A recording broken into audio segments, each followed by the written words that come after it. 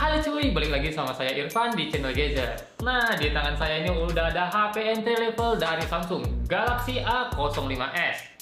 Ya, bisa dibilang HP ini dari spesifikasinya ya, setelah saya lihat, di harga 2,2 jutaan sih sebanding, malah saya pikir itu kemurahan. Nah, tapi kalau dipikir-pikir nih, build quality-nya apa sebanding dengan harganya yang 2,2 juta itu? Nah, buat kamu yang penasaran sama komponen dalamnya, temenin saya yuk bongkar ini HP biar kita lihat sama-sama komponen dalamnya. Let's go! Nah, di depan kita udah ada HP-nya, Samsung A05s. Punya saya ini yang saya beli warna silver. Tapi kalau dilihat-lihat desainnya malah mirip Samsung S23 FE kemarin nih cuy. Yang membedakan hanya ukurannya yang lebih besar dan material back covernya terbuat dari plastik cuy. Perbedaan yang paling menonjol ya jelas di layarnya. A05s ini masih pakai panel namanya PLS. Untuk membuka bagian back covernya, saya menggunakan blower atau hot air. Tapi kalau kamu nggak punya blower, kamu bisa pakai high dryer. Nah, ini manasinya jangan lama-lama ya cuy, karena material back cover ini terbuat dari plastik. Dan sialnya setelah saya panasin lama-lama, malah suction cupnya nggak mau nempel karena materialnya plastik. Nah, di sini saya pakai bantuan cairan kontak cleaner. Saya semprotkan di bagian yang mau saya congkel aja cuy. Ya, fungsinya biar ada ruang untuk mencongkel aja sih sebenarnya. Kalau congkelannya udah masuk kayak gini, sebenarnya itu gampang banget bukanya. Apalagi HP ini belum ada sertifikasi IP68. Ya, bisa saya bilang kualitas lemnya itu ya biasa-biasa aja. Ya, biasanya HP entry level dari Samsung ini pakai lem itu jenisnya double tip doang.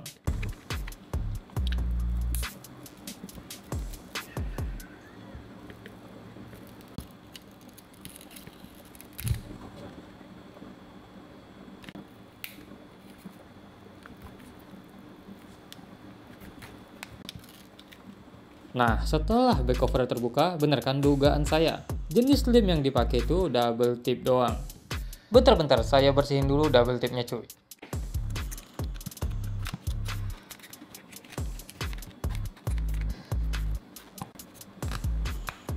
Ini dia penampakan back covernya cuy. Ya, bisa dibilang bahan back cover ini sama kayak HP Infinix Hot 30. Malah bahannya lebih bagus di itel S23 Plus cuy. Tapi gimana cuy menurut kalian bahan dari back covernya ini? Coba komen deh. Untuk ngebuka framenya kita buka semua baut, totalnya ada 17 nih. Nah, ini semua bautnya sudah saya buka cuy. Yang saya pegang ini plastik untuk peredam panas, ya salah satu cooling system di HP ini. Sebelum kita buka framenya, jangan lupa juga buka SIM tray-nya cuy. Takutnya ntar nyangkut malah patah. Untuk SIM tray-nya sendiri, HP ini menggunakan triple slot cuy. Jadi nggak usah copot pasang lagi kalau mau pakai SD card. Ya, bahannya cuman pakai plastik biasa aja. Cara ngebuka framenya itu cukup gampang. Masukkan kuku atau pencongkel yang tipis ya di bagian sela-sela SIM tray dan LCD. Congkel sekelilingnya kayak gini, cuman harus hati-hati awas LCD-nya pecah.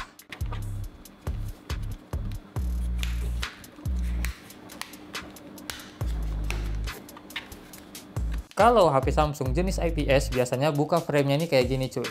Beda sama HP Samsung yang layarnya udah AMOLED. Setelah terbuka, hati-hati karena ada fleksibel dari fingerprintnya.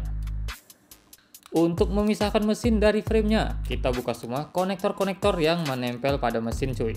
Di HP ini kebenaran cuma ada 3 konektor cuy. Konektor baterai dan satu lagi ini kayaknya konektor LCD. Ini dia penampakannya setelah konektornya saya buka.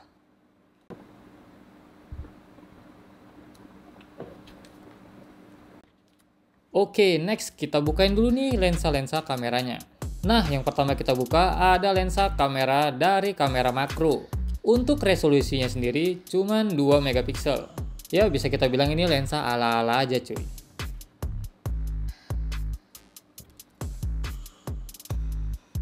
Selanjutnya ada lensa utama, resolusinya 50 megapiksel. Cuman ini belum ada fitur OIS-nya atau stabilizernya. Tapi ya maklum aja deh, namanya juga HP entry level cuy.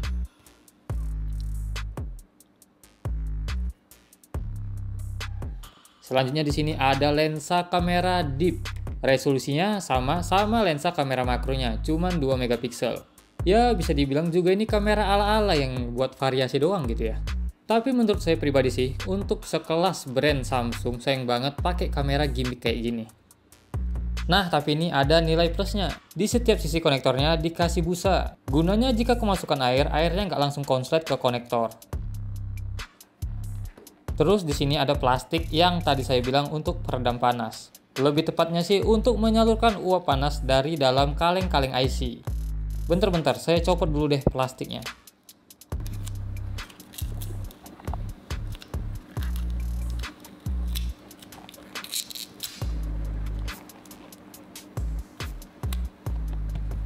Nah, jadi bentuknya tuh ya kayak plastik biasa aja cuy. Cuman di bagian belakangnya ada kayak cooling pad buat nempelin plastik ini ke kaleng IC-nya cuy. Ya menurut saya pribadi sih ini cooling system yang biasa aja cuy.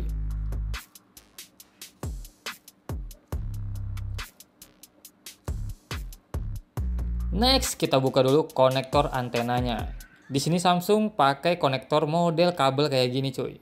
Bentar deh, saya buka dulu konektornya, nih rada susah.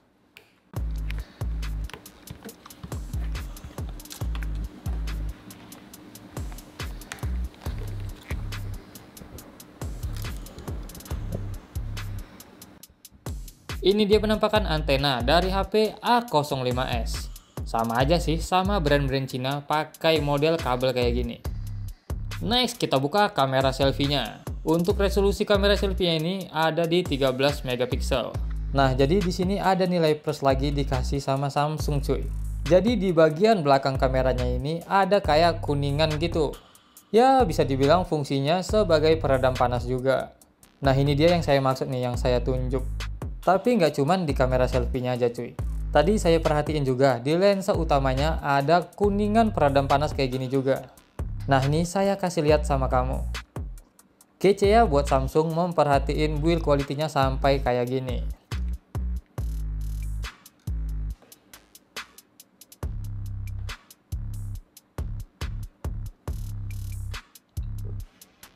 Next kita buka bagian papan subboard-nya. Di bagian papan subboard-nya ada terdapat lubang jack audio dan lubang Type-C. Yang kerennya lagi, lubang jack audio dan lubang Type-C-nya dikasih karet kayak gini cuy. Ya fungsinya biar air nggak mudah masuk. Terus di pinggiran konektor fleksibelnya juga dikasih busa kayak gini. Ya wajar aja karena HP ini nggak ada sertifikasi tahan airnya.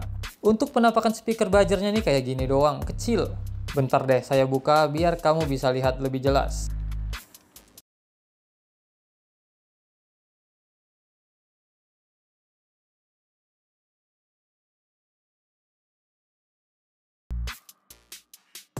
Nah, jadi ini dia penampakannya. Untuk buzzernya sendiri sih menurut saya kecil banget. Kalau dibandingin sama buzzer itel S23 Plus kemarin, ini kalah jauh cuy. Maaf deh buat penggemar itel nih.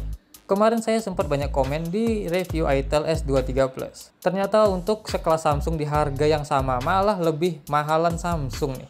Build quality-nya aduh ya bisa dibilang biasa aja. Nah, jadi ini yang saya congkel komponen vibratornya cuy. Fungsinya inilah yang membuat HP-nya jadi bisa bergetar. Oke, next kita review bagian mesinnya. Di bagian belakang mesinnya ada lempengan kaleng nih cuy. Fungsinya sendiri untuk menutup IC. Dan di kalengnya sendiri ada lubang-lubang kecil kayak gini, fungsinya untuk mengeluarkan uap panas dari IC. Terus nih di setiap sisi konektornya ada busa-busa kayak gini. Nah busa ini ya untuk ngeredam air biar nggak langsung masuk ke konektor. Dan di bagian atasnya ada juga mikrofon. Di bagian depan mesinnya ada kuningan kayak gini. Ya pasti ini dia letak chipsetnya cuy. Karena di sini banyak banget nih kuningan. Terus di sini juga ada thermal pad. Fungsinya ya cooling system dari HP ini. Cuman menurut saya pribadi sih standar banget cooling systemnya, sama mirip dengan itel S23 Plus kemarin. Yang membedakan itel S23 Plus di bagian luarnya ada dikasih thermal pasta. Sedangkan di Samsung A05s ini nggak ada thermal pasta di bagian luar. Mungkin di bagian dalamnya ya. Bentar-bentar saya buka dulu. Kuningan penutup chipsetnya cuy.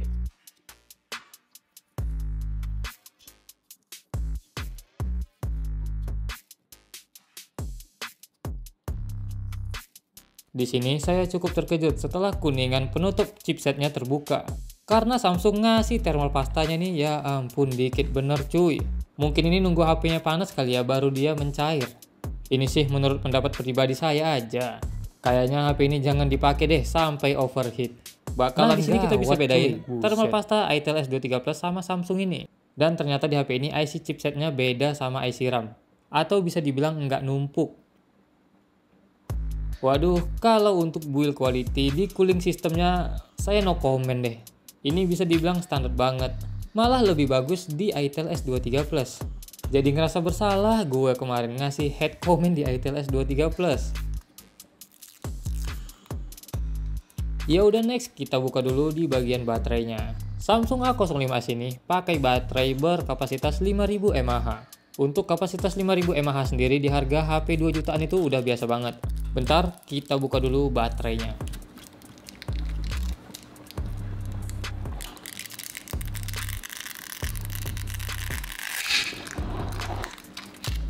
Jadi di sini baterainya udah kebuka. Untuk bagian baterainya saya kasih nilai plus deh. Bisa dibilang baterainya ini compact banget, nggak kayak baterai yang kopong-kopong gitu. Dan ternyata setelah baterai terbuka, di bawah baterainya ada lapisan hitam. Apakah ini semacam cooling system atau apa ya? Bentar, saya buka dulu double tip perekat baterainya. Oh shit, ternyata ini cuman double tip doang, yang hitam-hitam bukan cooling system kayak vapor chamber. Ya udahlah, mau ngarep apa juga di HP entry level ya kan. Terus untuk material dari framenya sendiri terbuat dari plastik yang dilapisin kaleng. Untuk build quality dari framenya ya lumayan lah.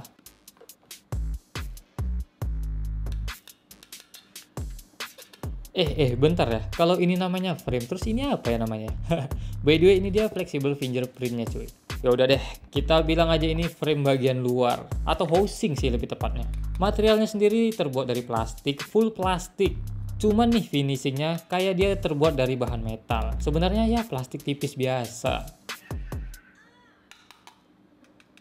Dan kesimpulannya lagi nih, untuk HP di harga 2,2 jutaan, menurut saya sendiri sih kurang worth it kalau dibandingkan ya sama ITEL S23 Plus atau Infinix Hot 30 ataupun Redmi 12 kemarin.